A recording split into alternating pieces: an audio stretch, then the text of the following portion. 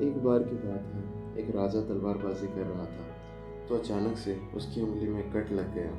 तो पास खड़े मंत्री अचानक बोल उठे, राजा साहब चिंता ना करें, जो होता है अच्छे के लिए होता है। यह सुनते ही राजा को गुस्सा आ जाता है। राजा उस मंत्री को कारागृह में बंद करने का आदेश दे देता है और बोलता है, इसको फांसी पर चढ़ा दिया जाए। यह सुनकर मंत्री घबरा गया। उसने राजा से निवेदन किया, महाराज, मैंने आपके यहाँ इतने वर्षों तक काम किया है, क्या आप मेरी अंतिम इच्छा पूरी नहीं करेंगे? राजा बोला, ठीक है, बताओ क्या है तुम्हारी अंतिम इच्छा? मंत्री बोला, कृपया मुझे 10 दिन का समय दीजिए, उसके बाद आप मुझे जो चाहे वो सजा दे दीजिए। राजा ने उसकी अंतिम इच्छा मान ली। राजा दूसरे दिन अपने सैनिकों के साथ जंगल में शिकार पर निकला। जंगल के बीच में राजा अपने सैनिकों से बिछड़ गए और रास्ता भटक गए। रास्ता ढूंढते हुए राजा वनवासियों के बीच पहुंच गए, जो बलि देने के लिए किसी को ढूंढ रहे थे।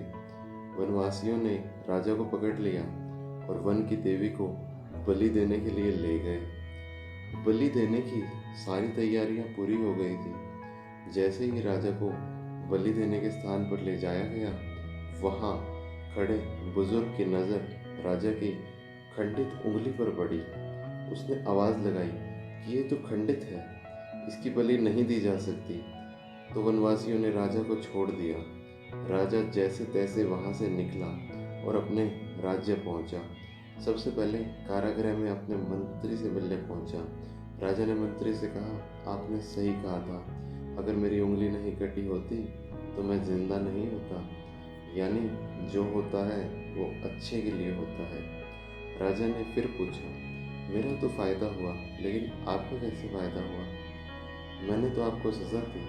मंत्री बोला, मैं आपके साथ शिकार पर हमेशा रहता हूँ, उस दिन भी रहता, लेकिन मेरे खंडित होने के कारण मेरी बलि चढ़ जाती, इसलिए मेरे साथ भी जो हुआ अच्छा हुआ। राजा प्रसन्न हुआ, लेकिन छोटी सी बात पर मंत्री को सजा देने का दुख भी हुआ। इसलिए राजा ने मंत्री को कारागृह से निकालकर फिर से अपने साथ रख लिया। शिक्षा, दोस्तों, अपने जीवन में भी बहुत से उतार चढ़ाव आते रहते हैं। कभी कभी कुछ चीज़ें मन मुताबिक नहीं होती, इस कारण से कभी निराश नहीं होना चाहिए।